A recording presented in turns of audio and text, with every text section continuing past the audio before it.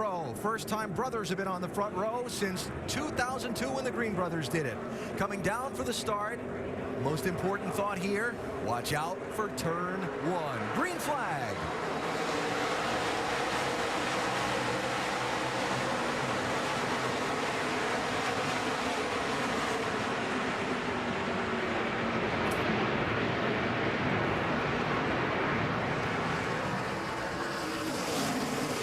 They all made it this time. They made it through turn 1. Let's see how they do up through the S's. They finally do get single file. It's a hard place to be. Double file is up through these S's. Very narrow.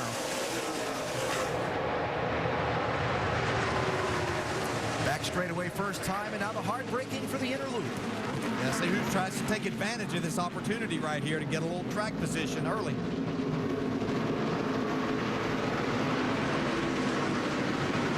You'll hear some people call that the bus stop during the day. Now the outer loop. Some will call it the carousel. Turn 5. This has been a tricky part of the track this week. Got a new tire here that's got a little more grip, but right there seems to be where people get loose. I think they're carrying more speed out of there and using it with that more pavement that they have. They know they have some extra runoff room over there, but it's Stenhouse. He needed some runoff room right there. And the left-hander, that used to be gravel. He got away with one there. One of the drivers in the championship. We talked about needing to be on a careful agenda today. But Kurt Busch said he wanted to clear his brother Kyle on the opening start. He managed to do that. Kurt leads. Single file back through there. That's James Buescher in the 30 and Jason Leffler in the 38 teammates. Really the first time James Buescher has raced on a road course. Had a great qualifying run.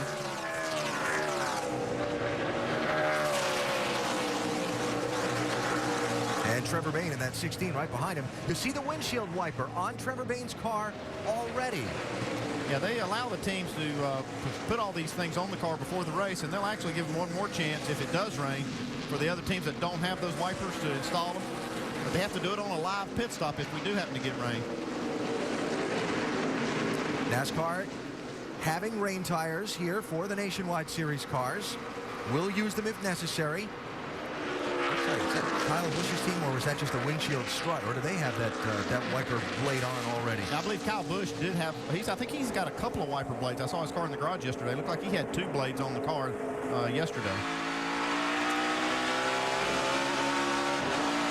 Most of these drivers, and certainly the fans sitting here that come out for this race today, are hoping they don't encounter that situation.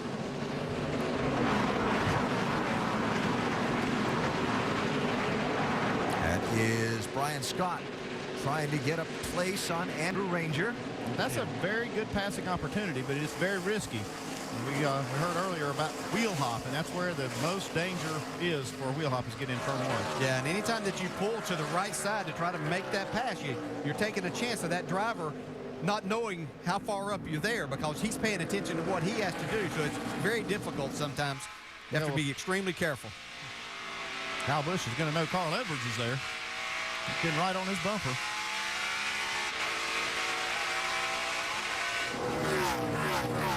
This for the race lead.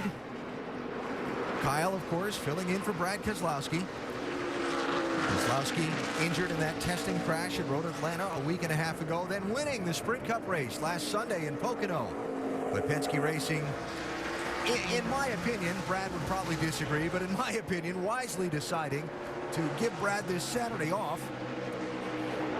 Yeah, I think it's absolutely a good choice. You see Kyle closing in on his brother Kurt right there in the 22 car. But, yeah, Brad Keselowski needs as much time off as he possibly can. Now he's got himself with that second win and situated inside the top 20 in the Cup Series with one of those wild card berths. And the physical demands of racing on a road course. Yeah, it's extremely difficult because you have to run across these curbings, and Brad's going to have a long day tomorrow, but 2 days of that would be tough. This doesn't seem like it may be that much, but it really throws you around, especially this part of the racetrack right here where we see the leaders going through. That's one of the worst places, bouncing to the left and to the right. Yeah, because the speed through that section of the track is going over those curves. You've got to hit them just right, but you have to take those inside tires and put them on the curve. Now, I want to back up just for a second and talk about the rain contingencies.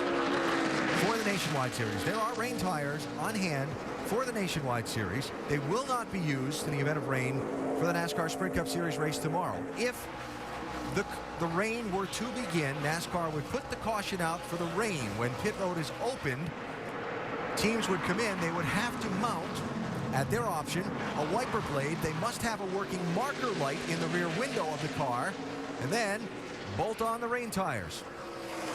We're not going to have to worry about it, though. I think we're going to be good. You're confident? Yep. If I'm up on the box, I'm going to plan on a dry track for the rest of the race. All right, all the way through. Watching the radar, there is some stuff out there, but it's a bit away from here. Yeah, really. Now, Carl, look at Carl. He's looking on the inside, trying to outbrake Kyle. Kyle not falling for it, though. Yeah, really hard to outbrake Kyle Busch into one of these corners, but it's interesting to see exactly where these drivers are a little bit better than the others. You see, Kyle, this has been a strong point for him to get him a little breathing room from Carl, but Carl really seems to be good from turn 2 and up through the S's and able to gain. At some point in time, if he gets enough of a run, he'll be able to make that pass or get beside of Kyle going up to the inner loop. As a driver, when that guy ahead of you drops 2 wheels and kicks up that little bit of dust going over the curb, is that distracting? Yeah, huge distraction. Yeah, you don't know how much of it is gotten on the racetrack. You slip. It doesn't take a lot just to slip here. These guys are running so much on the edge as it is, and it just takes a little bit to get you in trouble, but it's more of just a distraction for that split second. You see everybody kind of running about the same speed, running the same line. These brakes will start getting hot as they go, and that's when you're going to see maybe one guy's brakes go just a little sooner than the others. That's when they'll take advantage of that turn 1 opportunity. The race for the lead, a 3-car breakaway for the moment. The Busch brothers, Kurt and Kyle, with Carl Edwards in tow early in the going in the Zippo 200 at Watkins Glen. Welcome back to the Zippo 200 at Watkins Glen. Make sure to go to NASCAR.com for all your latest NASCAR information. 7 laps complete, 75 to go. Race for the lead there. The Busch brothers, Kurt in the 22, Kyle in the 18, being pursued by Carl Edwards. Update on Kyle Busch from Doc. Alan chasing his older brother Kurt. He has told his crew chief, Jason Ratcliffe, as he's trying to get up closer to Kurt, he said, you know, his front tires finish the corner better than mine. From the middle off, he has much more grip and can finish the corner where I can't. And DJ, I got to ask you, from a driver's standpoint, that's got to be a little bit frustrating. And Andy, from a crew chief standpoint, how do you fix it? That's tough. You really need to get the car to turn well. The problem with these road courses is you got to have that forward drive off the corner. I really believe that they can free the car up a little bit and help that. It will help both situations, though. Yeah, you're probably right there. And as a driver, you're trying to get yourself a little bit of air on the nose, but you know that you have to have the car to turn if you're going to make a run, because you set up a pass by getting off of the corner so that you can get that position by the time you get to the next corner. So there are the top 3. You see the gap back to 4th place Ron Fellows. You see right contact there. Waiting on that. Kyle was waiting on that one slip, and he took advantage of it. Can he hold him off right here, though? Kurt's really good through this part of the corner.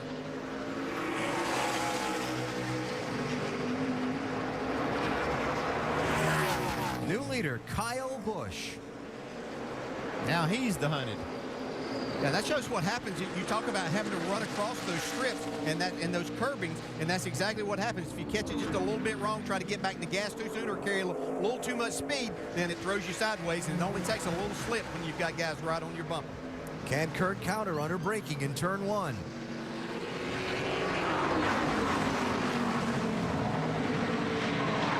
Not this time.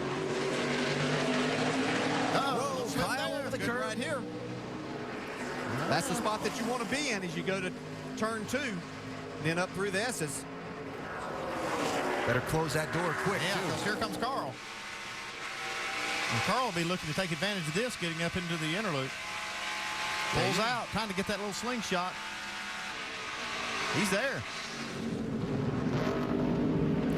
You know, Kyle got passed by Marcus Ambrose there one time. He's not going to let that happen again. That's some good, hard racing early here. That was fun. So 2 laps, 2 lead changes there between the Busch brothers. And then we got traffic ahead. So what's coming up? He talked about just that one slip out at the inner loop. Here was the first change of the lead. Watch Kurt Busch. He's leading now. So he caught just a little too much curb on the first one. Yeah, and he's talking about exactly what Kyle was talking about, that Kurt's car turning really good. That really hindered him right there. So looking here from Carl Edwards. Well, he got a good show. Yeah. So that was the first one. Then they went down to turn 1, and it changed again. Carried just a little too much speed off of turn 1. Kyle did.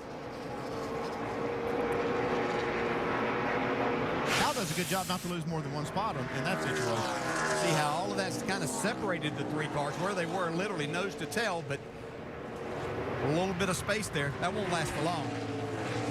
At that point, when you're racing that hard, you use up a lot of brake. You have to understand that you still have a lot of racing to go, over 70 laps. You don't want to heat your brakes up too much at this point in time.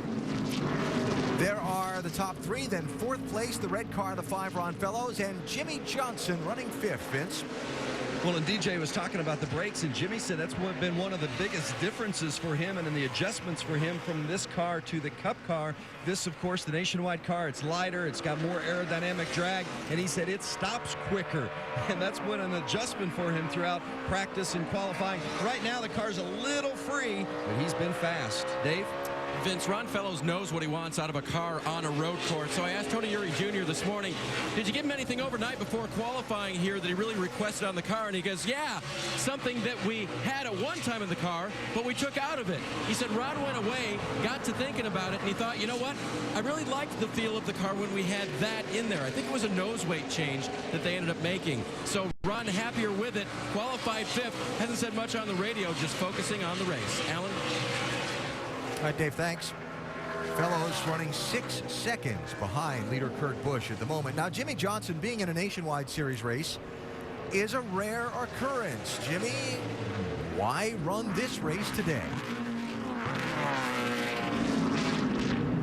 I want more reps on road courses. I really, really, really enjoy running on road courses and want to be more proficient in our Cup car.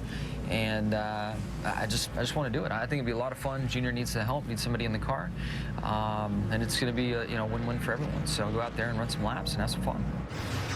So he's saying the 5-time champ needs more seat time.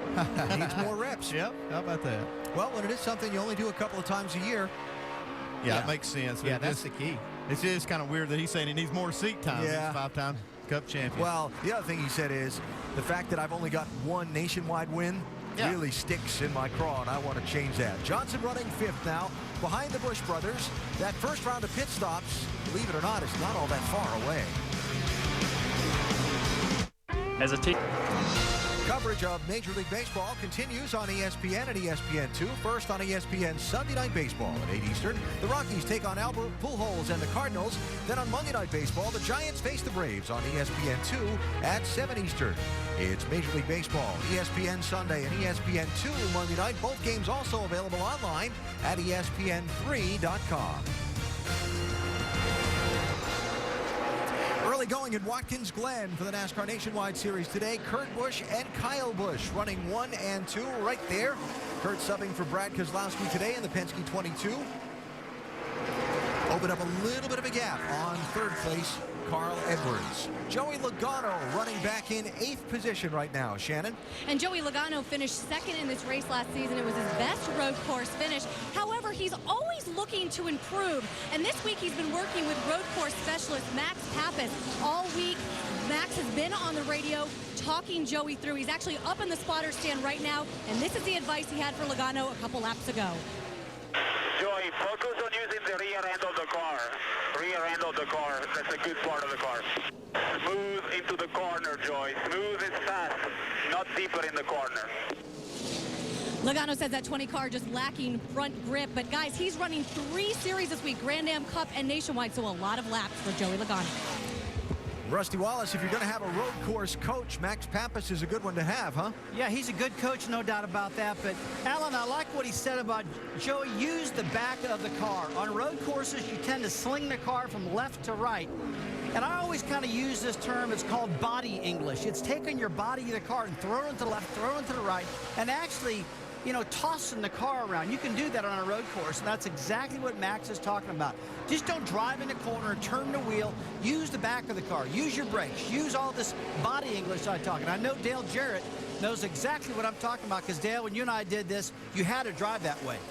Yeah, you're right, Rusty. You did it a lot better than I did, but I understand what you're talking about. And you do just have to sling these cars around, and that's what this type of racing is all about. But it makes it more difficult if the front's not sticking the way that you want it to get that back to go where you want it to go. You just want to be the boss as a driver. You got to make that car do what you want it to do.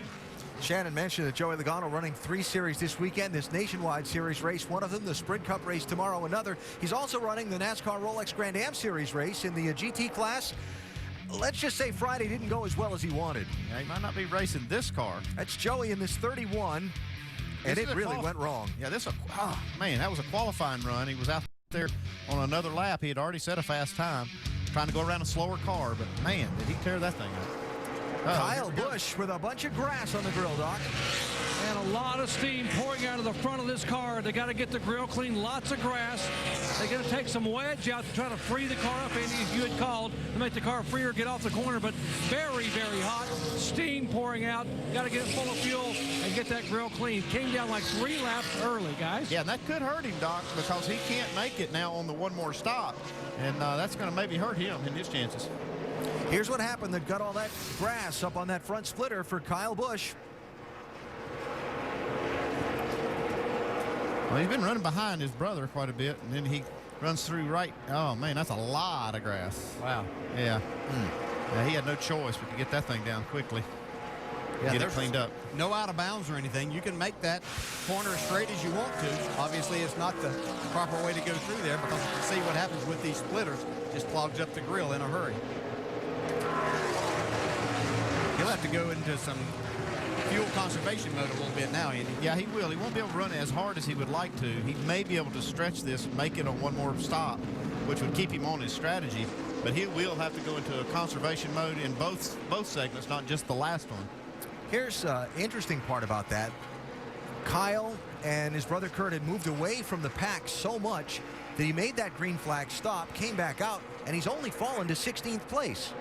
Well, that's the way it works, and that's why these road course strategies are the way they are, is because you don't lose a lap. You can get in, you can get out, make these tire changes and fuel up, and then you don't get lapped, and the caution comes out, you just stay out. I'm not sure how much fuel he's saving right now. He's not saving any fuel. Not now, anyway. Now, Carl Edwards up to second place. Get the water buffalo ready. Get the water buffalo ready, the big tank that forces water into the car when it's overheating. Doc, how about Carl Edwards? He definitely has that issue, Alan. He said a moment ago, water temperature 280 and rising. And just now he said water temperature 300 and rising. He said we got to come now. So they're going to come down, try to get the grill clean, and try to put some water in it. Yeah, that 300 mark is the highest that you really want to run these cars. They don't have blow-off systems where they'll lose as much water as you would normally see in your passenger car, but they do need to get that thing cooled down.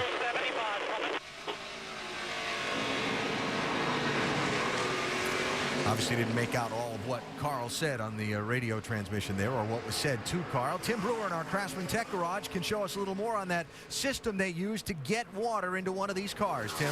Thanks, AB. First thing when they come in, they've got a valve right here at the top of the radiator. What he's going to do, he's going to plug one hose into this area right here, another one into here. What he's trying to do is replenish the water supply, and he's got a sight glass over here. This is the way you're going to find out if you've got all the water back in the system before you send the car back on the racetrack to cool the engine.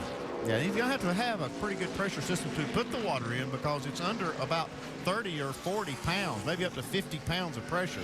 They got to force the water in. 260. We're looking good, guys. We're looking good. We did not push any water. Carl Edwards here talking to the crew a moment ago, talking about the fact that, hey, if I come now, how close are we on fuel? And Mike Beam said we cannot make it on one more stop. So Carl going to try to milk it at least a couple of more laps, at least one more lap, to try to be able to get where he can come in and get there on one final fuel stop. AB. All right, thanks, Doc. So we'll keep an eye on Carl Edwards. Not that far away from scheduled pit stops for the race leaders. Kurt Busch out in front of Carl by 6.8 seconds. At this point, the race for the lead has been adventure-filled in these last few laps. Still early on, though, in the going at Watkins Glen in the Zippo 200. Glen and the first round of green flag pit stops for the NASCAR Nationwide Series. Vince? The 6-car of Ricky Stenhouse Jr., the points leader. They've been concerned because he's got front end damage. They're making a 4-tire change, taking a good look at that front end damage and keeping an eye on the water pressure. Steve Wallace heading out. Eric Almirola, Brian Scott also on and off pit road. Joe Nemechek leaving. Jimmy Johnson looking for that unfamiliar number 7, Doc. Carl Edwards, at the temperature has come down to 260. They're going to clean the grill but leave the tape on it. Air pressure change, 4 tires and away. Vince. Jimmy Johnson has been running in the top 5, likes the car, but says it's a little too loose, so they're going to make an air pressure change. 4 tires for the 7 of Jimmy Johnson, being pitted by Dale Jr.'s Cup crew. Uh-oh. He'll be coming back. Equipment leaving the pit box. Well, it took You a see long it get time. stuck. Well, yeah, it took a long time to get the fuel in, and then the can got stuck. Tried to leave it in just a little too long. Doc. Reed Sorensen in for 4 tires, and fuel reaches the car. Just a little bit tight in the middle of the corner off, trying to be very clean and uneventful. Remember, he's sitting second in points. Needs to get away here with a top 10 today.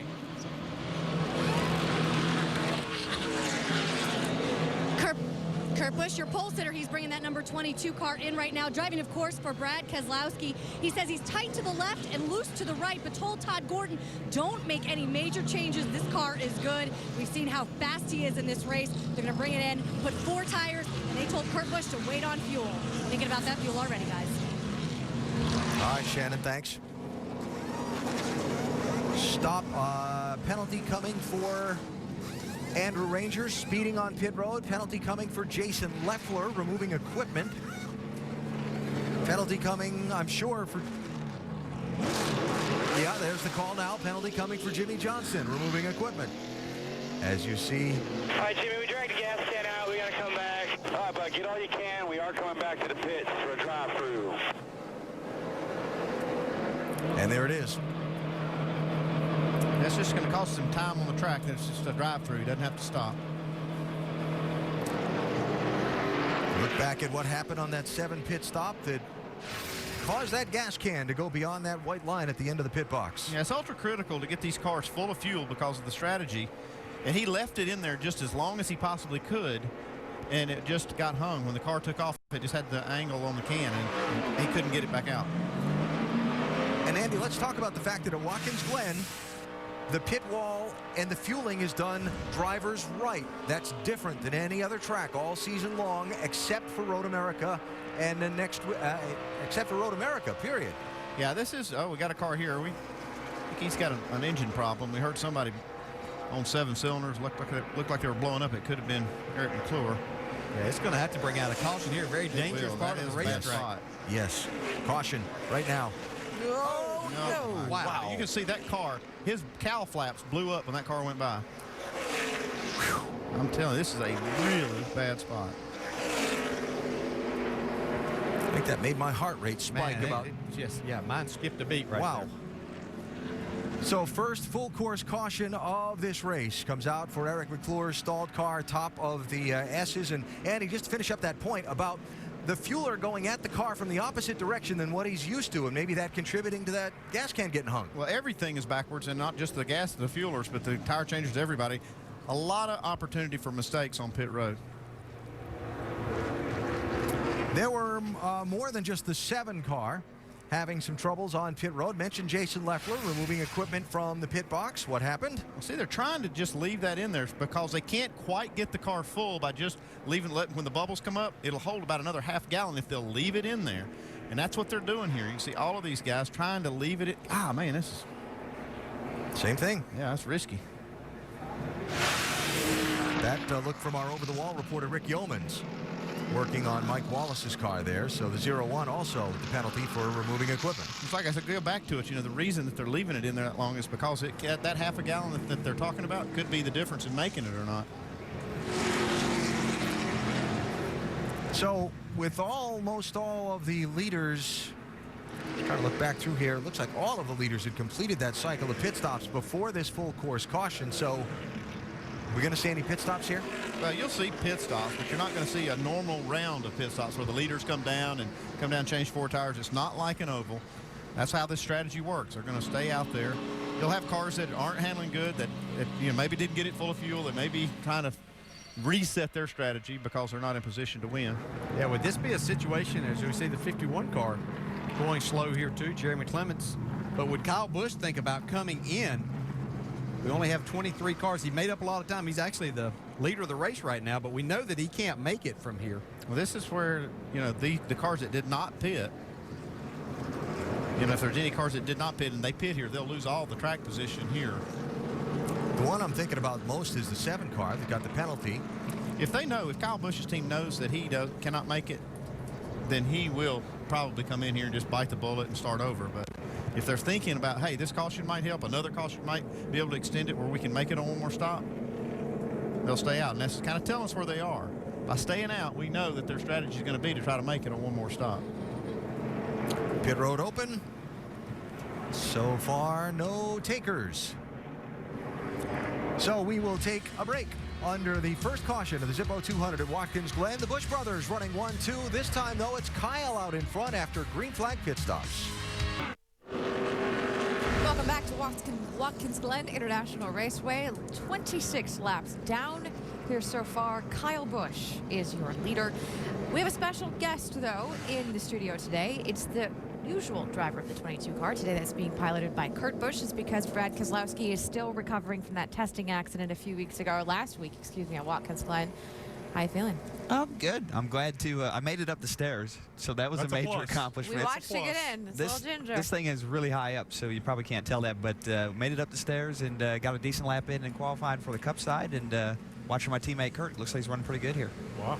Well, it's been a big week for you. Of course, it started off with that testing accident, at Road Atlanta, but then you went into Pocono, and you had a pretty good weekend, young man. Well, it was an awesome weekend, and we went there feeling like we could run real well. We went through so much trouble that we got a flat tire in practice, spun out there, and just everything we did was hard to do that whole week. But, I kind of have the saying that, if it was easy, it wouldn't be any fun. So this was a lot of fun because it was really hard to do. It was just a tough week. Everything was tough. Nothing was given to us, and we found a way to get it done and get in victory lane with the Miller Lite Dodge Charger. At any point during last weekend, did you doubt your ability to be able to do all 500 miles at Pocono? There was a couple rough spots for sure, but, you just had to find a way through it. And, I knew I could make the whole race. It was whether or not I could make the whole race at 100%. And, we just have to tough up and make it work. Brad, for this weekend, I went down and talked to you yesterday. We were just kind of hanging out. You were telling me, man, my back is killing me. And it was pretty evident in your face and in your crew chief's face. You were just working on you instead of working on the car. Mm-hmm. How are you feeling now? A little bit better. I've had some doctors come in, and they've been helping me out tremendously. I had them come in this morning. They really helped me for qualifying. But, the biggest thing that makes it so hard is the lefts, rights, and your body moves this way in the seat, then back this way in the seat.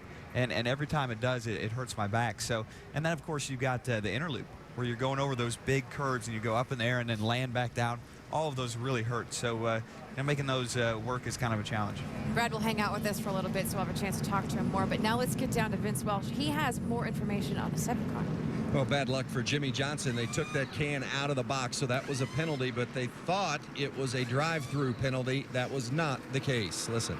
All right, Jimmy, you got some bad news. We're at a penalty car and to start the tail end, so. I served my pass-through penalty. Guess maybe I don't understand the rule, but I thought it was a pass-through, which I did. Yeah, they wanted to stop and go. That's my bad. I said pass-through, and I tried to count you in and just didn't get it done in time. Well, there you hear a little bit of confusion. Remember, Chris Roy and Jimmy Johnson working together for the very first time in the Nationwide Series here. And also, so they just brought Jimmy Johnson in just a moment ago, topped him off with fuel, and also put some tape on the front end to try to help out some of the handling and temperature issues that they've dealt with here in the early going. Right now, 22 car lined up next to his brother. That's how they started, but in reverse order. Brad, how hard is it for you to sit here and watch your car run up front? It's difficult, but it's good to know they have a fast car here. The whole Ruby Tuesday Discount Tire Dodge team has been plugging away. Jock Villeneuve drove this car at Road America a few weeks ago, and it looks like it's fast. Pace car peeling off. That means it's time for the green flag. Alan? right, Nicole, thanks. The Busch brothers. Not yet. Stacking up. Green flag. And remember, the trouble spot in turn 1 on a lot of these restarts.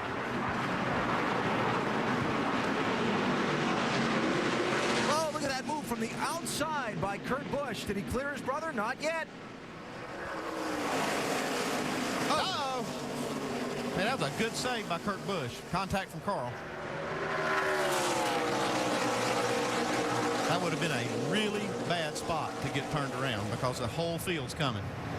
And nowhere to go. Nowhere.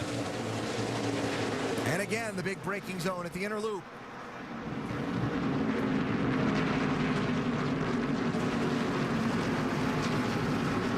Now, look all the way at the back of that pack. See that yellow car there? That's the 32. That's Reed Sorensen, one of the championship contenders, speeding exiting pit road on his stop. He had to go to the back of the line. We talked about Jimmy Johnson going to the back of the line. Mike Wallace had to go to the back of the line for that removing equipment penalty. It's kind of a parade to the back on that last lap of caution. Yeah, and the back of the field right now is a pretty big penalty because there's really only 23 cars on the lead lap, but they had to go behind everybody on the track, which is all the way back to 36, 37 cars. Brad Kozlowski with us down in the pit studio with Rusty, Brad, and Nicole. Brad, when your teammate there, Kurt, ran that big charge to the outside on that restart, did you hold your breath like I did? A little bit, but Kurt's smart. He knows that Kyle's off cycle right now, and he's going to need a lot of help to get back in this race. Although he's leading and he's got a very fast car, he's off cycle fuel-wise. He's got to make an extra stop unless there's a lot of yellow laps. So Kurt knows the race can play out in his favor. He just needs to keep his car in one piece. Looking. Or just advertising. Yeah, I think he's just working him over here a little bit, making him look in the mirror. And making him run hard and use fuel, just in case they were having thoughts of saving any fuel at this point in time. He's going to dog him, and Kyle wants to keep out front. He's going to have to run hard, and that uses a lot of fuel. Not going to be out front long. Looks like Kurt's got a little better car. Shannon? Yeah, guys. When I caught up with Todd Gordon, of course, the crew chief for Kurt Busch today in this race, he told me that they were just decent in practice. And, of course, they were in the top 5. I said, decent? And he said, look at Kurt's record here. We want to go out and we want to win this race. And I certainly think that we can see that by the way Kurt Busch is racing out there right now. Kurt Busch's record here in 2 tries, 2 poles, a win, and a third. He got the 3rd pole in qualifying earlier. He's got 3 poles in the Nationwide Series, all 3 of them right here.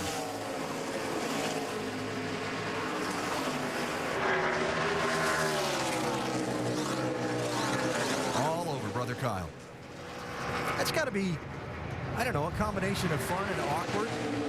I mean, I have 2 sisters. I don't have a brother. I don't know what it's like to be in that kind of family competition. Can you give me an idea? Is it a little different? Yeah, I had the chance to race with my brother Glen some, and I always looked at it as fun and kind of more friendly competition. Don't know that we were ever racing for the lead like these 2 guys, so that made it quite a bit different. But these guys don't seem to hold back on each other. We've seen them actually back a couple years ago at the All-Star race take each other out during that race. So they're hard racers, and they are brothers, but they like to win. Kyle got away a little bit there. Brad, how about you? Situations racing your brother Brian over the years at all? Yeah, oh yeah, there's been plenty of those, and sometimes Mom had to intervene and let us know. We actually got to where we got so competitive that we had to race at different tracks growing up so we wouldn't get in a fight with each other. So, it's good. It means a lot as family when you race against your family and with them. One of the biggest things and highlights of my career was pushing my brother into the Daytona 500 this year. That was something I'll never forget, and those are the special moments you can have as a family in racing. You mentioned 18 car and his fuel strategy. Doc is in the pits with Jason Ratcliffe as crew chief. Yeah, Alan, reminding folks they had to come in on lap 17 because of grass on the grill and the water temperature rising about 4 or 5 laps shy. Jason, you guys came in 5 laps early. How close are you on fuel now, making it on one more stop? Well, obviously those caution laps helped quite a bit, so that... We pitted about 5 laps too early. That helped about half of it, and we got a little bit better fuel mileage too. So I think it's going to work out. We're going to have to gamble on the last stop, probably pit a little sooner than we want to, but we'll see. If we get caution laps late in the race, it'll be a wash. It won't hurt us at all. The thing we're watching right now is we lost some water, so we got to keep an eye on that. All right, we're hearing they're going to go maybe to lap 50 or 51 and come in and gamble to make it to the checkered flag. Alan? All right, Doc, thanks. So you see we're at lap 33 now. We'll keep an eye and see if the 18 goes till that 51 mark, and if they could go from there till the 82 lap scheduled finish of this event. Kyle Busch, Kurt Busch leading, Edwards, Fellows, and Elliott Sadler running fifth, not quite halfway through the Zippo 200 at Watkins Glen. Finger Lakes region of New York, always a great spot to be in summertime and always a spot for some great racing action on the road course at Watkins Glen. This one so far today for the NASCAR Nationwide Series has been a battle of the Busch brothers. Kyle getting in trouble, getting grass on his grill and overheating early, having to make an early pit stop, but then a caution came out and cycled everybody back together. And Kyle has assumed the lead in this race. Now, we talked with the 18 team about cautions late in the race. Here's the cautions in the final third of the race over the last 5 years. And you see the number of caution laps widely varies. Yeah, that's what they're using as a history to see how much they can gamble here. And they kind of know that there are going to be caution laps in that last segment. For them, they need the numbers to be bigger, on the bigger side of that scale than smaller. Yeah, because we might, and we've seen it, have more than one green-white checker finish. To reach Sorensen on pit road.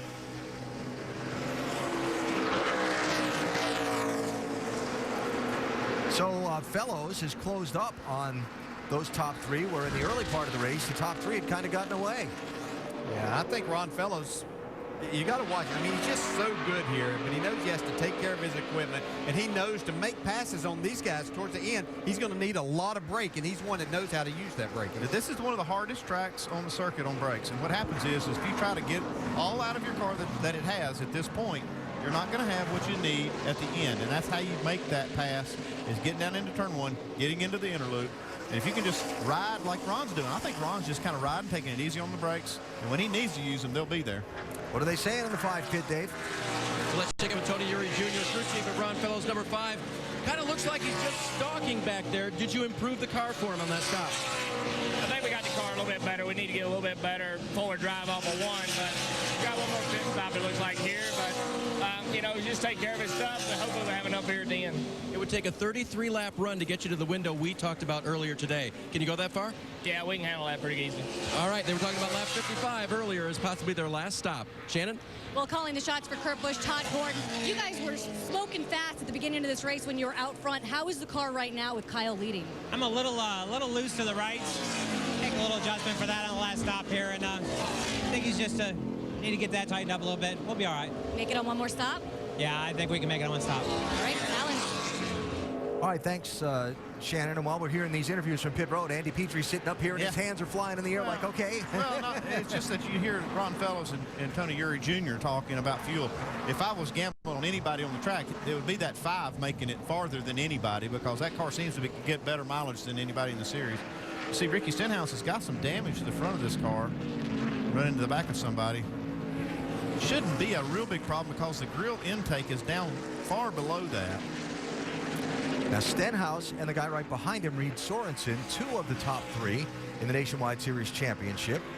Other guy, Elliott Sadler, is up in 5th position, so they're a little bit at a deficit right now, Vince. Well, in that 6 car, they've been concerned. You see the front end damage. They've had a front fender repaired and ready to put on that car, but they've decided to let it go because they don't feel like it's affecting on the ill side of that car from a temperature or an oil temperature perspective or an aero at this point. Mike Kelly said, I just don't think it's worth it to come in and make the change now, but they're keeping a close eye on it. Well, we've seen the Roush teams have some engine problems. I know Ricky Stenhouse won a really exciting race last week in Iowa, but he did blow an engine coming to the line. Trevor Bain blew an engine at the short track over at Indianapolis. So they had to make sure that they didn't get this car hot. Stenhouse and Sorensen had been on pit road recently, along with Justin Allgaier, Kenny Wallace, Mike Wallace, couple of others. Here's Elliott Sadler on the pit road. Vince? Well, this is a bad break for this 2 team because they've been running in the top 5, but it's just too hot, overheating. So you see they're cleaning off the front of the grill. They took some tape off the front as well, Alan. We talked about this at the beginning of the race, that a lot of these cars would be on different agendas, and we're seeing these points leaders being very conservative with these cars, not wanting to blow an engine. And rightfully so. Oh, yeah. I mean, they're doing the right thing, getting that thing in there, make sure they get all the debris off the grills. Boy, it really a bad break for Elliott Sadler there. He'd really been able to, by running up there in the top 5 with the other 2 guys having problems, Stenhouse and Reed Sorensen, able to pick up a lot of points. But this is going to put him back there. He'll probably still be just ahead of them, but kind of unfortunate. He was running 5th at the time he hit the pit lane. And we'll see where Sadler cycles out here in just a minute. Brad Keselowski with us down in the pit studio. And Brad, when you're behind the wheel of one of these races and all these people are pitting and doing all these things around you, is it hard to keep track of where you're at in your race? Oh, it's hard to keep your focus because, you know, you start, the 60 car up off the track, but it's hard to keep focus of where you're at, and you're thinking to yourself, you know, don't leave me out here too long, guys. Don't leave me out here too long, and, you know, you kind of start to panic. So, you know, you want to make that right pit call, and it can really make a big difference in your day. Hey, Brad, I talked to you a little bit yesterday, but you alluded to it a little bit about the challenges that you're going to face tomorrow inside of that race car. And is there something that's giving you more difficulty, and have you changed anything on your race car inside there since you got here yesterday and started practice? Well, yeah, definitely, Dale. The left to right movement inside the car is probably the biggest difference. And, you know, I was able to do a couple different things to keep my body from moving quite so much to the left, because usually it moves to the right, and you start to build muscles through your side, you know, to be ready for that when you run oval races all the time, but you don't build that when you run road course races. So put in a lot of different left side padding, trying to keep my the core of my body firm and in the same spot in the seat. Watching this race between Steve Wallace in 66 and Jason Leffler in 38. A couple of the Nationwide Series championship eligible drivers. They are running in 14th and 15th at the moment. Got a little history this year. Yeah, and you always find yourself around that person. It's amazing how that happened. It's like Jimmy Johnson and Kurt Busch, you know, as good as they run, and these 2 drivers running well, but always find themselves around each other on the track for these type of things, or those type of things to happen that they've had at other times this year. Talked to Steve Wallace some on Friday here, and he said that the goal for the day is pretty simple. Keep the fenders clean, keep the car on the racetrack, do your pit strategy, and you'll probably end up somewhere pretty good at the end of the day. Oh, yeah, I'm sure that his dad, Rusty, had a talk with him and said that's what we need to do as we see this battle for 5th right here. But that's a lot easier said than done when you get out there racing, because there's just so many opportunities to slip just a little, and then you find yourself in serious trouble. Paul Menard started 7th. He's just kind of methodically working his way up. Now he's moved up to 5th. Joey Logano dropping back 1 spot. How about that 33, Dave? Interesting thing, Alan, is that he does not have the overheating problem that his teammate does have. And part of that is staying on the track all the time, or not being behind the guy that doesn't stay on the track. But the water temperature is very good for Paul right now. When he came down the pit lane on lap 23, they did a wedge and air pressure adjustment. Car was just a little bit tighter in the center than he wanted, a little bit freer off. He was just asked if the changes helped, and he said it was slow at first, but now it's coming around. Yeah, Paul was really excited about the opportunity that Kevin Harvick gave him to run this race, because he knows it's going to help him for tomorrow. He's a good road racer, but he knows how important this race is tomorrow for his Cup opportunity to try to use that wild card spot or get himself situated in the top 10. Heard from the team owner, Delana Harvick and Kevin Harvick on NASCAR Countdown earlier today. Paul Menard running in the top 5. The leader's Kyle Busch by that much over the 22. Today being driven by Kurt Busch. We're at halfway at Watkins Glen. Back and forth, and both of them got really fast, good handling cars. You've seen kind of Kyle Busch driving a little bit aggressive, been in the grass. He's been up against the wall a little bit, but Kurt's been holding it pretty steady. Fueling issues have been a problem today. Yeah, Jimmy Johnson comes down, he gets the can stuck. We see Jason Leffler. Both of those guys had equipment leaving the pit area, and that is a penalty. Both of them had to go to the back of the field. Looking at the point situation here, Reed Sorensen came into the day in 2nd, but when you go through the grass. You're going to collect something on your front grill. Brad Keselowski is with us in the pit studio today. Not good. No, definitely not good. And it's so hard to stay on the track when you're pushing, trying to get the best lap times you can, trying to make up some ground, and mistakes happen. And when they happen here, you pay a big price. That's your 5-hour Energy Rapid recap. Kyle Busch on a little bit different pit strategy. He had to come in about 5 laps earlier.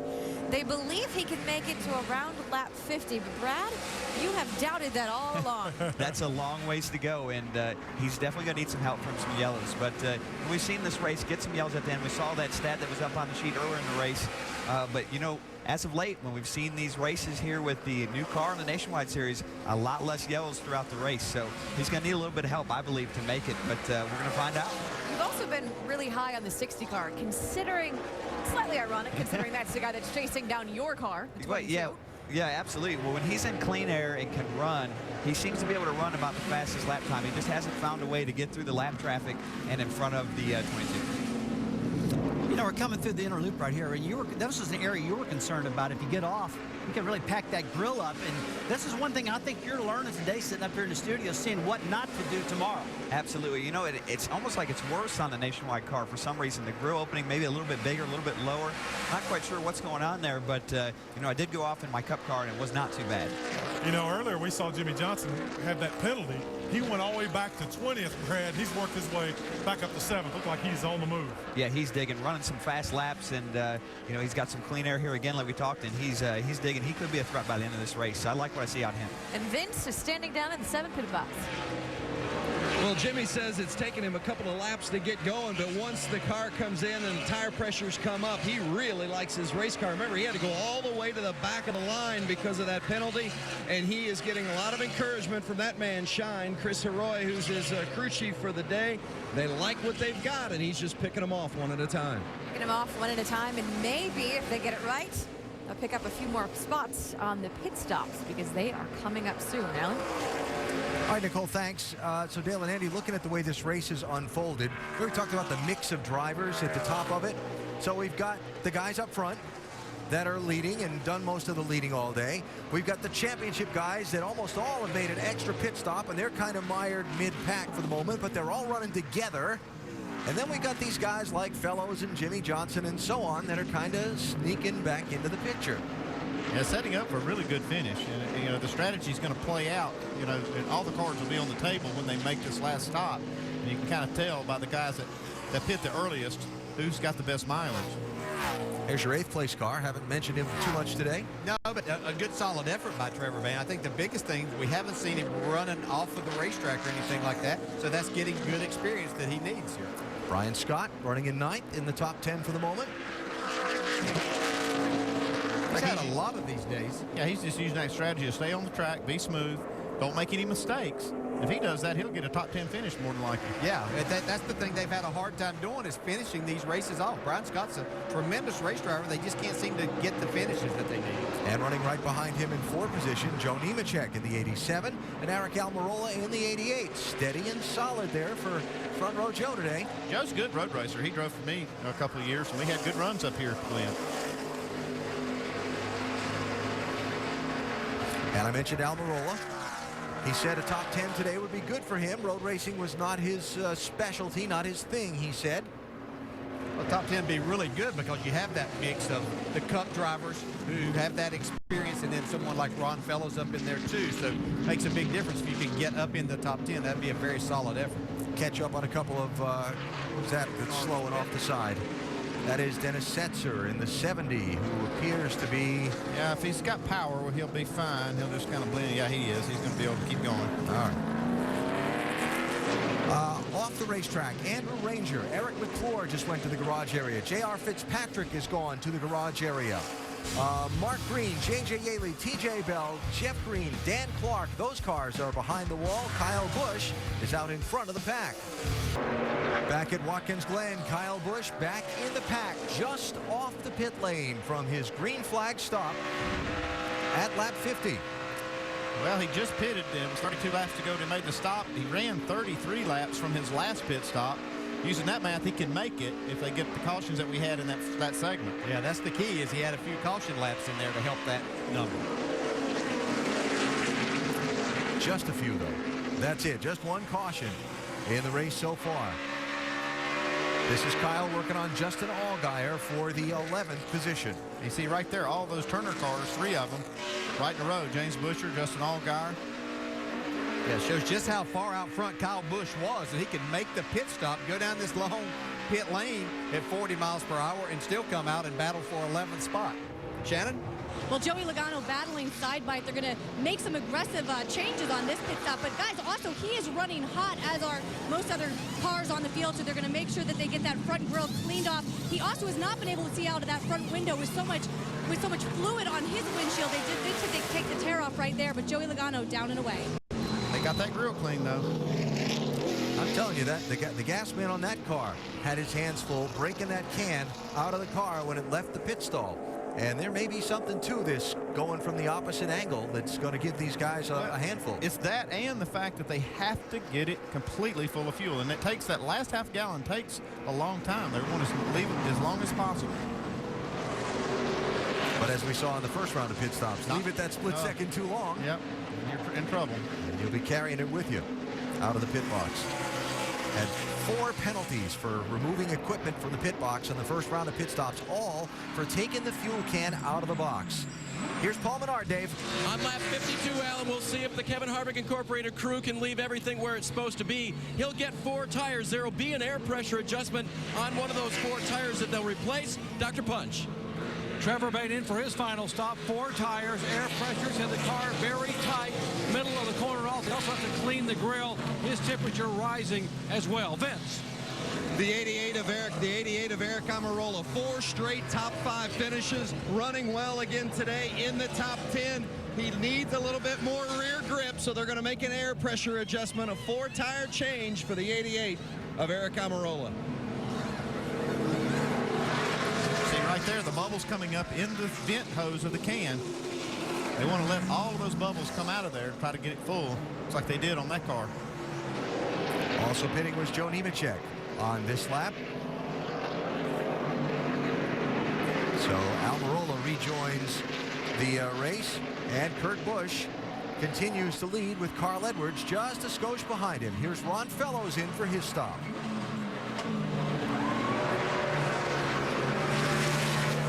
Dave? There'll be a wedge adjustment for that car. They're going to clean the grill as well for Ron. The car was just a little bit loose for him. Make sure you get the grill on fuel being added on the right side of that car. Fueler nodding that it's good to go, and he's out of here. Alan? Little trouble on the left rear coming around the car. Cost them just a tick of time. But they did get it full of fuel.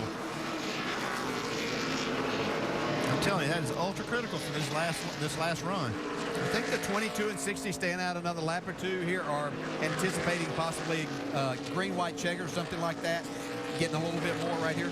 Well, it's either that or their mileage just isn't good enough to make the stop now. I mean, it's still 29 laps to go. They may not feel good about making it to the end. And yes, Dale, they probably are thinking about a green-white checker. As crazy as the finish of these road course races have been, that's probably a smart call. Here's Carl Edwards in, Doc. Hey, guys, you're both right. Carl Edwards not getting good fuel mileage, and yes, keeping me out one more lap, worried about a green-white checker, trying to get it completely full of Sunoco fuel. 4 tires, air pressure, tight in the middle, and by the way, water temperature 280 and going up, but Jack Brower said, that's okay, clean the grill, we're away. Vince. The 7 car of Jimmy Johnson, remember, they had to go all the way to the back because of a penalty. They've run their way all the way back up to the front. They warned him about that 39 car that just pulled out in front of him. That delayed him a bit. They're going to make a slight air pressure adjustment. It took the car a few laps to come in, and he wasn't happy with that. But otherwise, the car has been real good for Jimmy. He's raced his way back up into the top 10. The 7 car of Jimmy Johnson has been real strong with Chris Roy as crew chief today. The 30 of James Busher. They've been dealing with handling issues throughout the afternoon. They've been losing rear grip. It feels like it gets worse as the run goes. They too are going to make an air pressure adjustment with that 4-tire change and Sunoco fuel for James Busher in the 30 car. The 2 car of Elliott Sadler. He says it's tight in the right-handers. Elliott's had a good day today. He's running the top 5 much of the day, in the top 10 now before that stop. 4 tires, air pressure, and Sunoco fuel for Elliott Sadler. Shannon Spake. Well, Kurt Busch has been pretty quiet on the radio during this latest run, but you heard his crew chief, Todd Gordon, say the handling was just a little bit off. They are going to make a track bar adjustment on this pit stop. They're going to put 4 tires and pack it full of Sunoco fuel. Guys? All right, so Kurt in that first stall on the pit lane, how does he blend in with brother Kyle? What will essentially be for the race lead off the pit lane. Kyle's at the start-finish line now. Go get that grill. Get that grill. And there he goes by. Go, go, go, go. Looks like Kyle will definitely keep the lead. And then some. Yeah, he had an extra few laps there on new tires, making pretty good laps to be able to make up some more ground on his brother Kurt. He's able to stay just in front of Carl Edwards there. Kurt Busch was. Okay, now that they've made these stops, they're kind of okay. You know, that didn't really hurt them to stay out longer. But risking that was if the caution did come out during that cycle, they would be really at a disadvantage, but it didn't, so they're good. Remember, just before the pit stops, we saw Paul Menard get by Joey Logano. Now here's Menard again, finding himself behind that 20 car and trying to find a way around.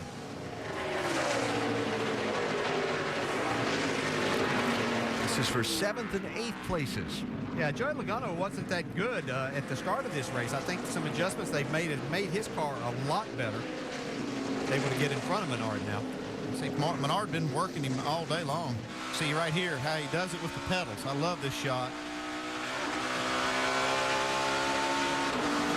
So he just burps the throttle to upshift.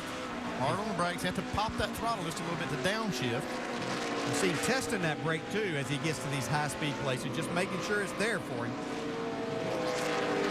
Probably pretty smart. Oh, yeah. I mean, that's what happened to Brad Keselowski. Brad's still in the pit studio that he lost his brakes testing down there at Road Atlanta. You want to make sure that pedal's there. I'm glad they didn't have that foot cam whenever I was doing it. If they wanted to put it in mine, that'd have been pretty ugly. It was a mess with me trying to get it. Dave? Jason Leffler needed this late window. Remember, they had a penalty earlier. Let's see if the fueler can release that fuel can this time after filling it full. Perfect job. 31 of Justin Allgaier also in both of these Turner cars. Low on mileage today. They needed this late stop, and this will put them back in the pack. These Turner drivers on a little different incentive plan with their owner to finish in the top 10 to get paid, so they're going to be racing pretty hard right here. And I guess running out at that last road course. Oh, that was a heartbreak. Strategy here today to make sure that didn't happen once again. Brian Scott had just been on the pit road at lap 50, and now 6 laps later, he's in with that steam coming out of the car. He must have run off, got a little grass on the grill. Kyle Busch's lead before the pit stop over brother Kurt was 1.54 seconds. After the pit stops, it was 3.06 seconds, but Kurt has clipped a little bit off in this last lap. The Izod Indy. For all your latest NASCAR information. In theory, everyone's made their final pit stops. Kyle's lead over brother Kurt, 1.2 seconds, 1.5 seconds over Carl Edwards. That has closed a bit since we went to the break as the leaders work their way through some traffic.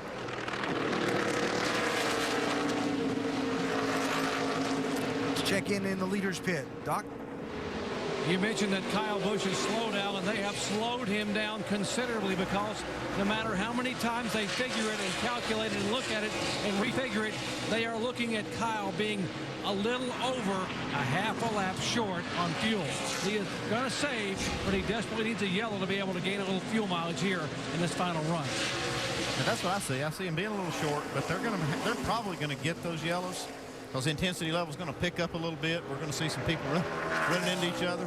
I think they'll get that. They went 33 laps the last run. They have to go 32 to make it to the end, but they did get some help with caution laps before in that first or second run.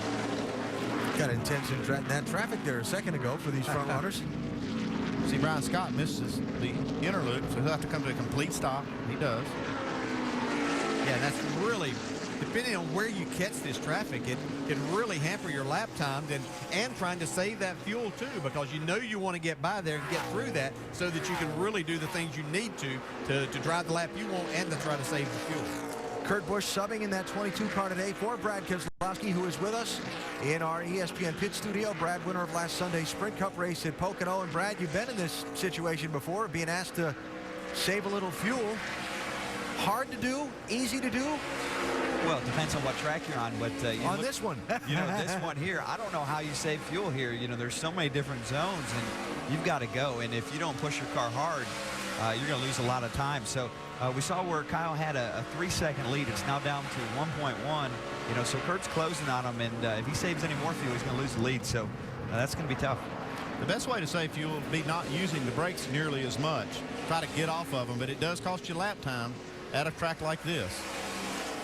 Well, the nationwide car too, Andy, it's because the straightaway speeds are smaller with that tapered spacer, you don't use a lot of brake here compared to the Cup car. Oh, there's trouble. Ricky Stenhouse Jr. has gone around. They'd been trying to stay out there. They were really off sequence, and they were trying to stay out there trying to get a caution flag because they were on the lead lap still. I don't think they wanted to be the caution, though. Hasn't been thrown yet. There you see he's in the last corner. He was in 9th position at the time of the spin.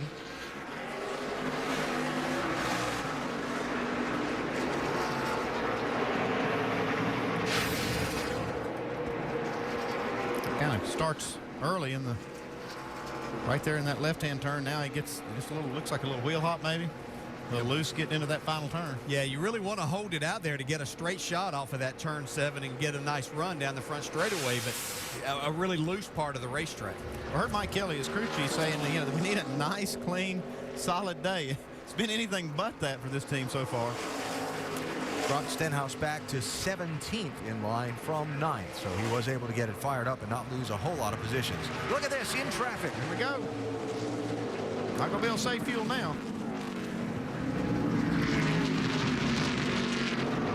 And Carl Edwards pinned behind side-by-side cars there. Well, they got behind that.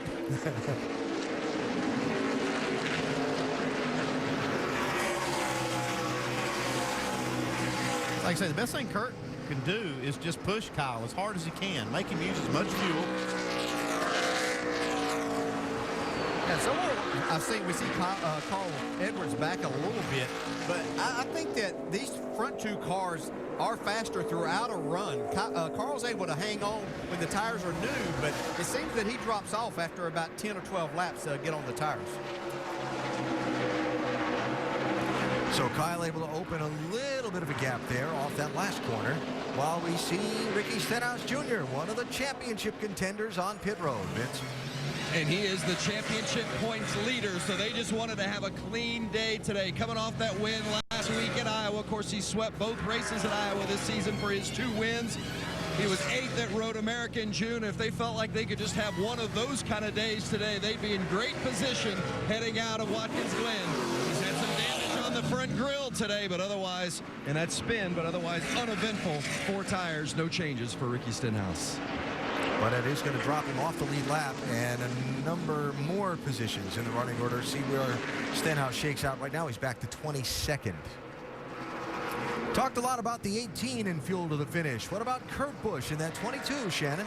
Well, guys, according to Todd Gordon, they are good, but they did just tell Kurt on the radio that Kyle Busch is a half a lap short. They told him, keep that pressure on the 18. Yeah, they probably didn't need to tell him that. I'm pretty sure that Kurt was going to do all that he can.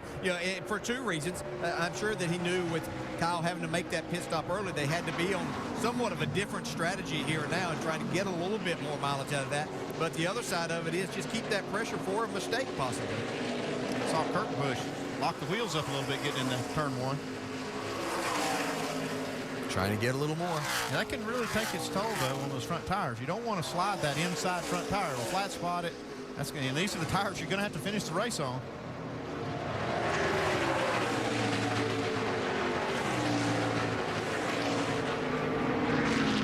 I love some of these looks. I do, too. I love this shot from the helicopter. Amazing to watch these guys, just how much they try to straighten these corners out and make the car go as straight as possible as much as they can. That's hard to say when you talk about having 7 turns plus the inner loop back there. And you can see right there how Kurt closes up a little bit on that corner entry. I think that's a product, too, of his car, which we heard Kyle talk about early on in the race, that Kurt's car just turned a little bit better. And I think that's a product of that. He's able to carry a little more speed in and not hurt the center of the corner. 09 car of Kenny Wallace was very slow down the front straightaway last time he came by. We'll keep an eye on Herm while we keep an eye on the race for the lead between Kyle and Kurt Busch. 17 laps to go in the Zippo 200 at Watkins Glen. Brad Keselowski. 9 a.m. Eastern Time on ESPN2. NASCAR Now, presented by 5 Hour Energy. They will get you ready for the NASCAR Sprint Cup Series race here at Watkins Glen, presented by GoDaddy.com. Join us tomorrow at noon on ESPN. Tomorrow afternoon, it's the IZOD IndyCar Series at New Hampshire. That is at 3:30 Eastern Time on ABC. And keep in mind, next Saturday, August the 20th, the NASCAR Nationwide Series heads up north to Montreal, 2 o'clock Eastern Time on ESPN.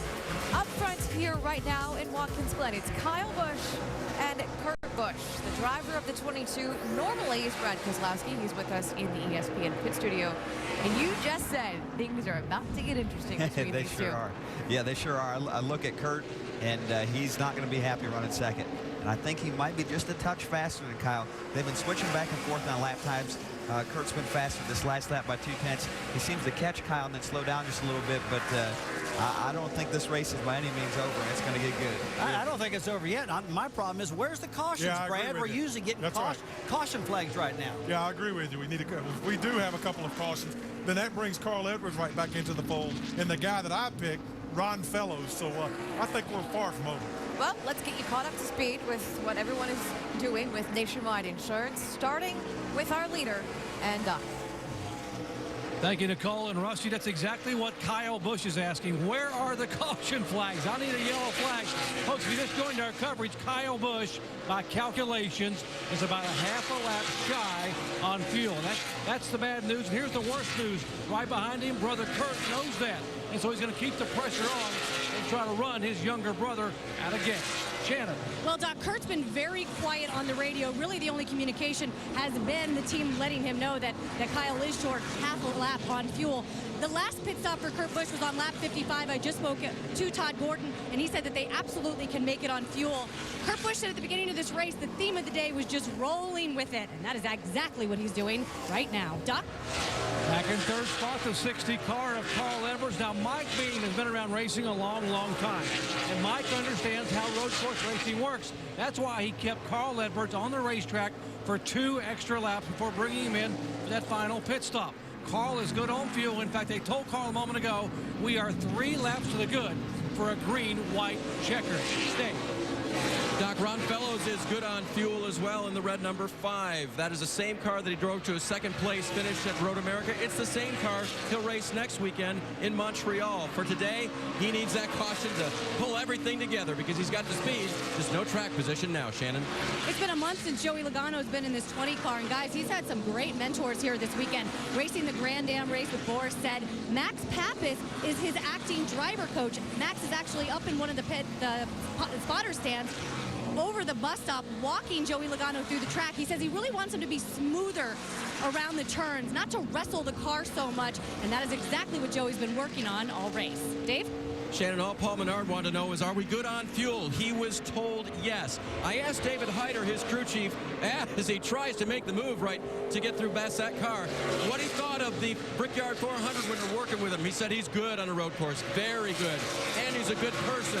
Remember, he's finished in the top 5 3 times this year with his team, trying to make it 4 today. Vince?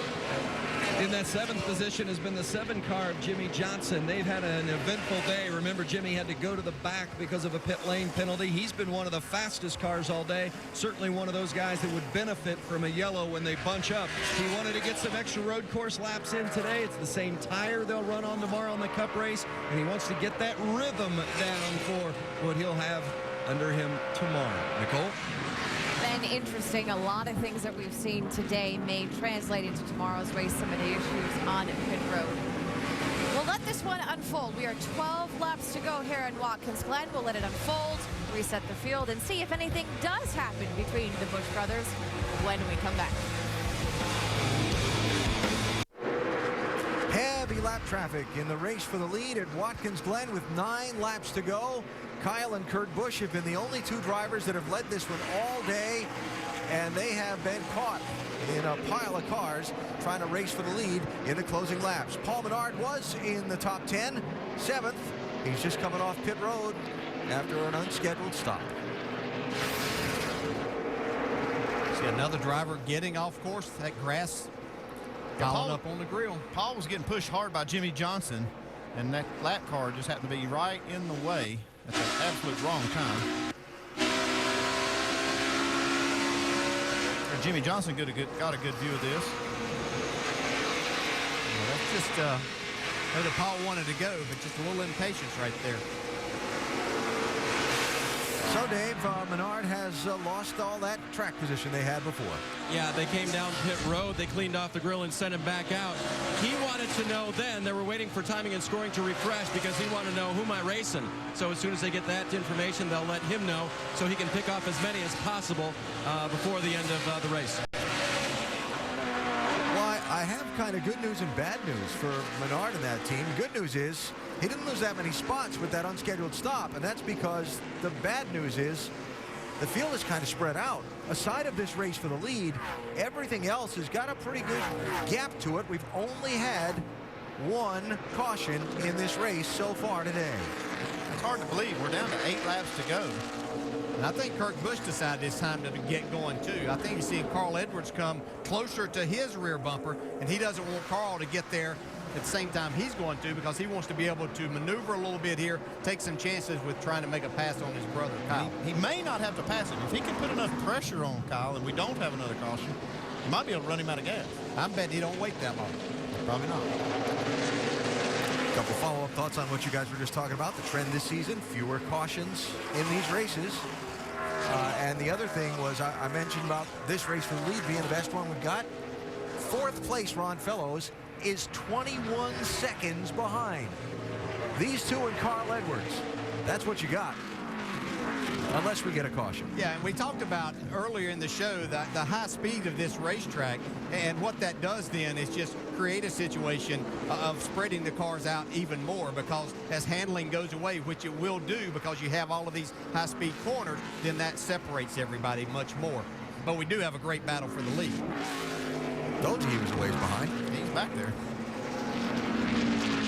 And very much doing... They're doing the caution dance down Doing the caution dance, yeah. Yeah, they lost a little bit of time on the pit exchange there on the green, but they, here's a might possibly be our caution.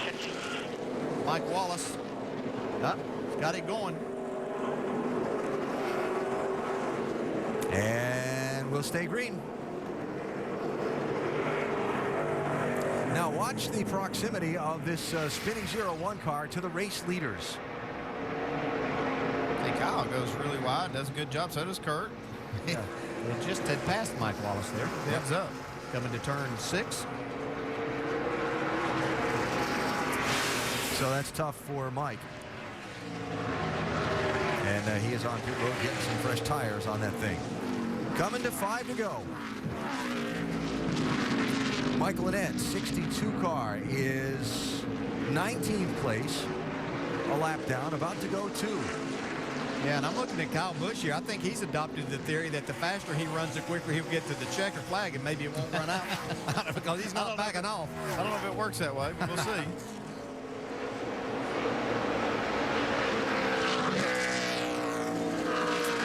Got to be a little tension in that 18 pit, Doc.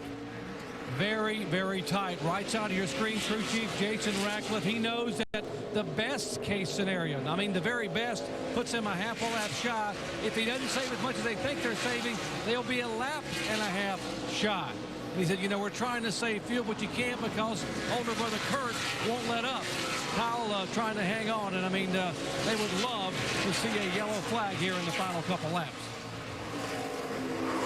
Yeah, and there's not, I mean, we heard Brad Keselowski talk a little bit earlier about not exactly sure where you would. I don't know. You're just going to have to watch it.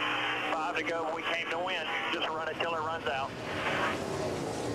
Yeah, where do you save fuel? This is one of those areas. You can back out a little bit early, let the car coast up through there. He's got to just keep an eye on his mirror and see exactly where his brother Kurt is catching him. And he's also catching some of this traffic in some wrong spots, and that's hurting him also. And almost got off the track there, Doc. Let me add back, DJ, on the calculations here. Now, you know, they know by watching what the pace the driver's running, how close they're going to be. And they said Kyle will probably, based on this pace, probably run out of fuel with 2 to go.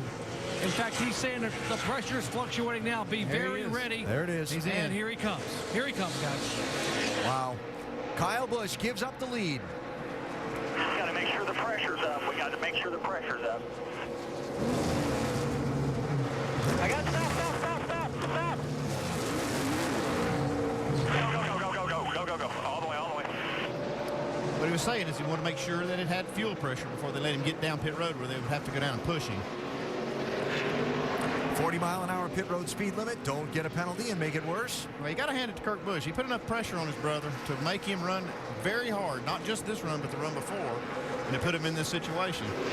And remember, all this was set up back at lap 17. Yeah, all when the way Kyle back. got off into the grass right there at the inner loop and plugged up the grill and had to pit earlier than he wanted to because the car was overheating. It just shows that you almost have to have somewhat of a perfect day of doing everything as the driver and the team to make these victories work or to get yourself in a position to win. Now Carl Edwards sees his chance. I was going to say, Kurt Busch can't cruise now. Now that is the race for the lead. Coming to 3 laps to go, Shannon. Oh, yeah, guys, nothing on the radio from Kurt Busch right now. He is very quiet. But you know the guy who has a big smile on his face is Todd Gordon, the crew chief. I spoke with him earlier yesterday, and he told me, look at the drivers I've had in my race car over the last month. I've had Brad Keselowski, who's a nationwide champion. I've had Jacques Villeneuve, F1 champion, Sam Hornish, IndyCar champion, and of course now Kurt Busch, who is a Cup champion, and right now he looks like he is going to get another victory here at Watkins Glen. Brad Keselowski's been with us for much of the race in our ESPN pit studio. I got to ask you, Brad, mix of emotions, seeing someone else drive your race car, but seeing your race team, the guys that work so hard for you, in position to win? No, I want to see Kurt win. You know, Kurt and I have spent a lot of time together over the last few months trying to get Penske Racing to where we can be a contender week in and week out at both the Cup and the nationwide level. And, man, this is great. This is great to see, and I'm proud of him and proud of this team. You were shaking your Now we're going to get that caution. Caution is out. Oh, man. Poor Kyle Busch. Oh, my goodness. And this, as they say, changes everything. It does, but it puts Kyle Busch. He does have enough fuel. Do these other cars have enough fuel? And because the pack was so spread out, like we were talking before, Kyle's only 6th. Yeah, he's going to be right there. And Jimmy Johnson had a fast car. He's up there. He's in the top 5. And he's got enough fuel. And what I was starting to see there with Carl Edwards was, had he saved enough of his tires, or did Kurt Busch run his tires off running Kyle so hard to try to run him out of fuel?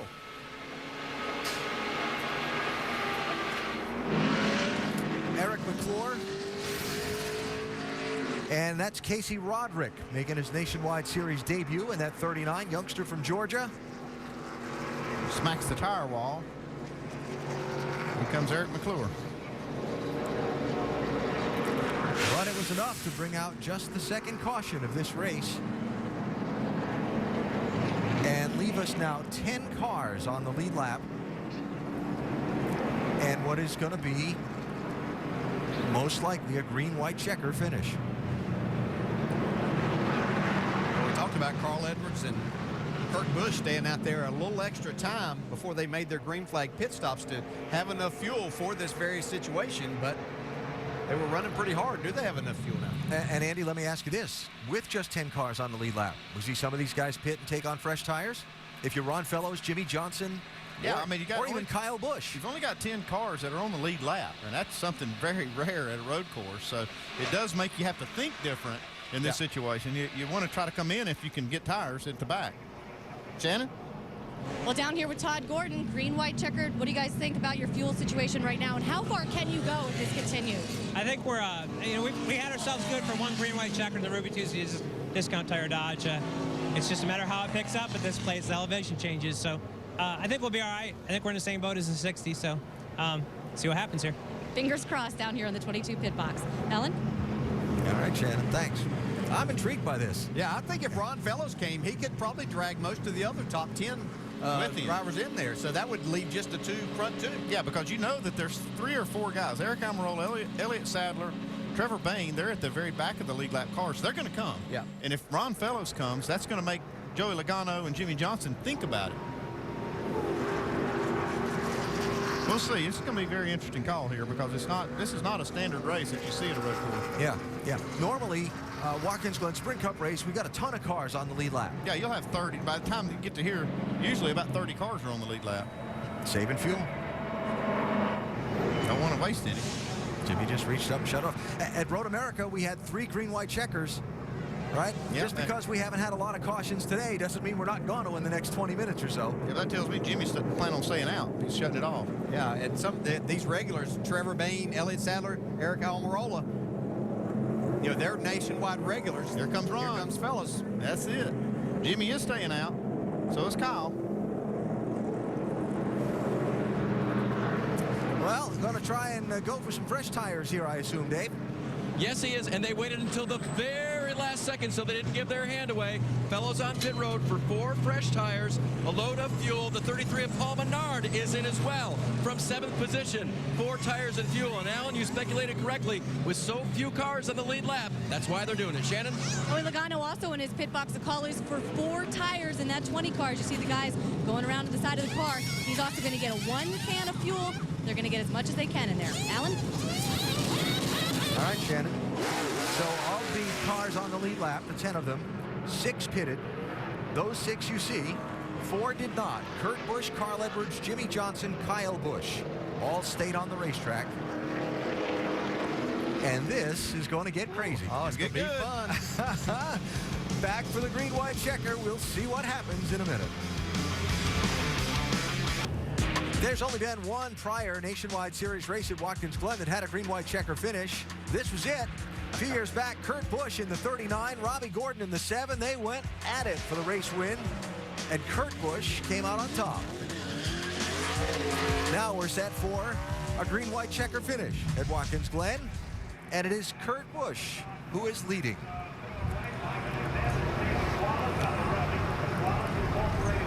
Let's get some thoughts from the strategy calls and set up the finish of this race. Doc?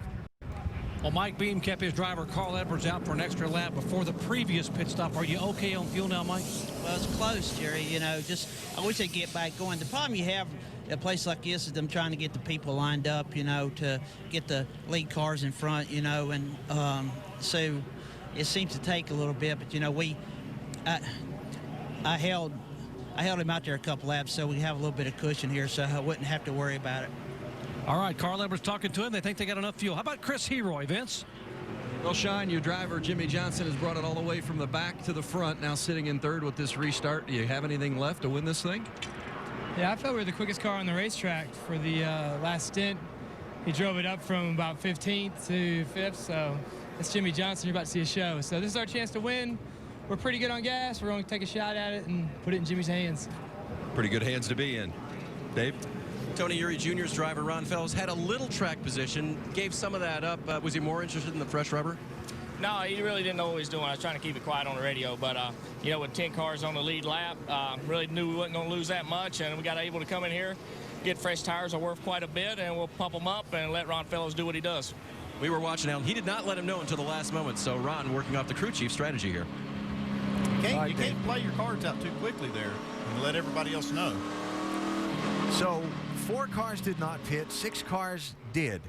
And a couple of amusing things on this restart. Who's lined up right behind Kurt Busch? Yeah, be only Jimmy Johnson right there. Boys had a little action last week.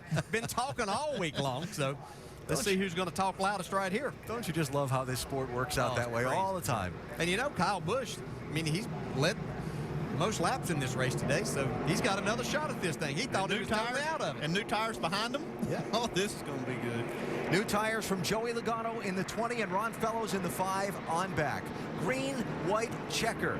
They take the green, they race. If they get to the white flag and the caution is not waved, the next flag finishes the race. If the yellow waves before the white flag, they'll do it again. And remember, tricky, tough, turn 1. Who's gonna win it?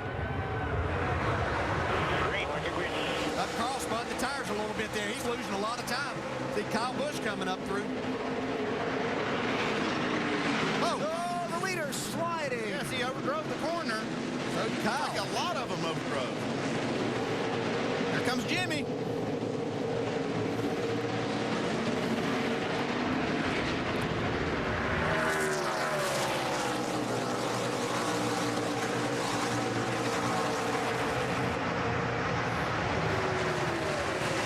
Race for fourth place. Joey Logano trying to defend. Carl Edwards trying to get it back into that inner loop, over the curbs. Yeah, Joey used all of that 60 car there. He needed to keep him behind. Remember Logano with the fresher tires. First off the pit lane on that stop. The green-white checker here. There's a lot of racing left. Second place, Kyle Busch, looking for a way around Jimmy Johnson. Coming to the white flag. Kyle got up on the curb. That's going to hurt his exit speed there. Looked like he might have a shot at passing Jimmy down here going to turn 1. White flag, the next flag ends the race. Kurt Busch leading Jimmy Johnson 4 car lengths down the hill.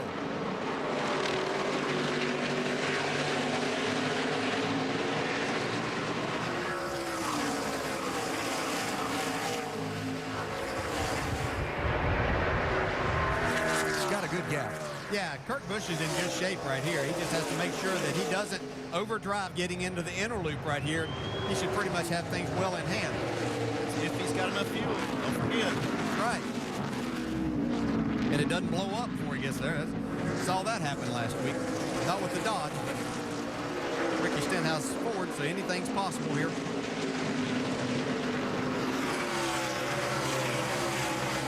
A run up the final straightaway and 2 last corners to the checkered flag. Jimmy Johnson not close enough as long as the fuel holds out.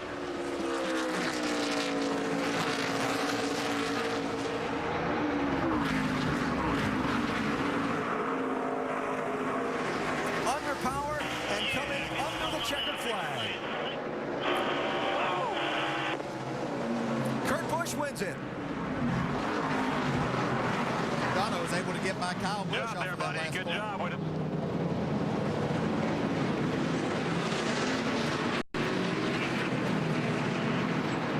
Awesome job, Kurt Busch. Awesome job.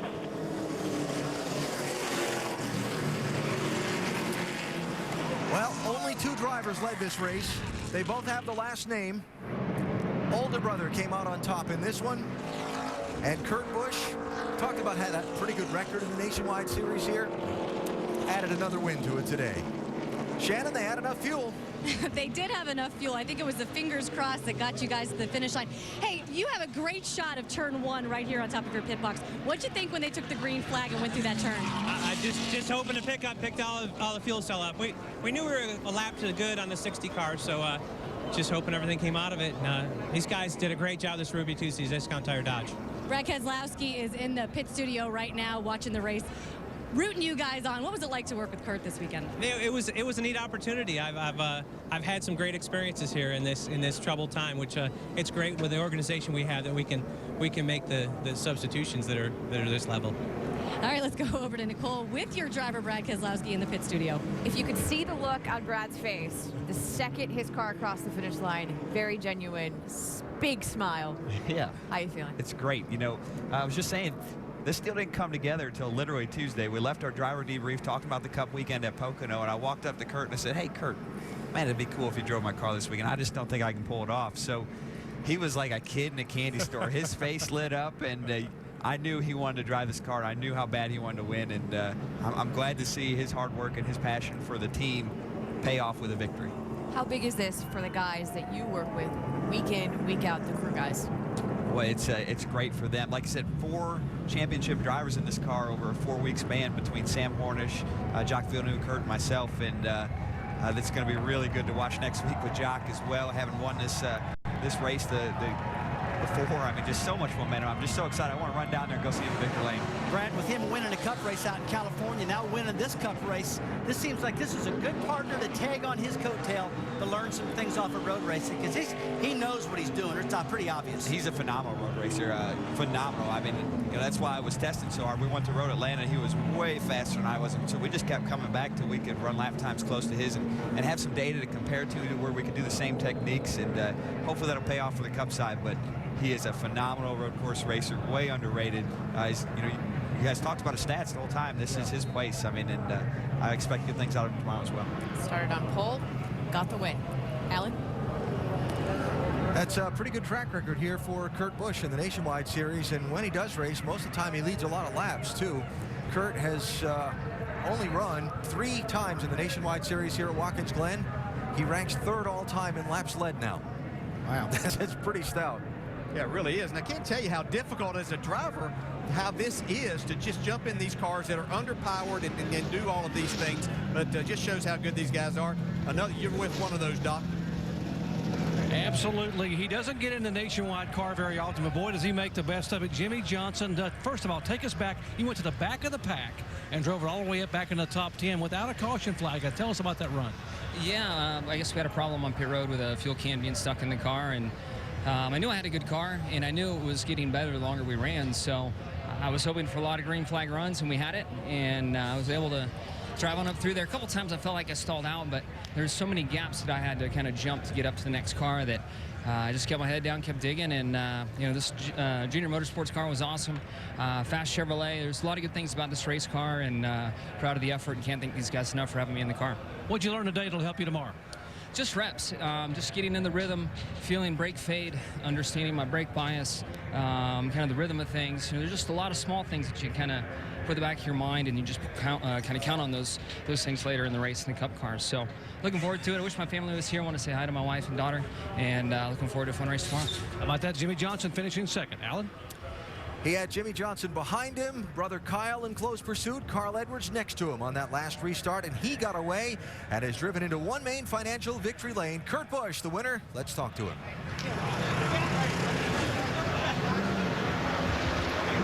Kurt Busch wiping down his face. He said on the radio, a lot of work for a lot of fun as he climbs out of the 22 car.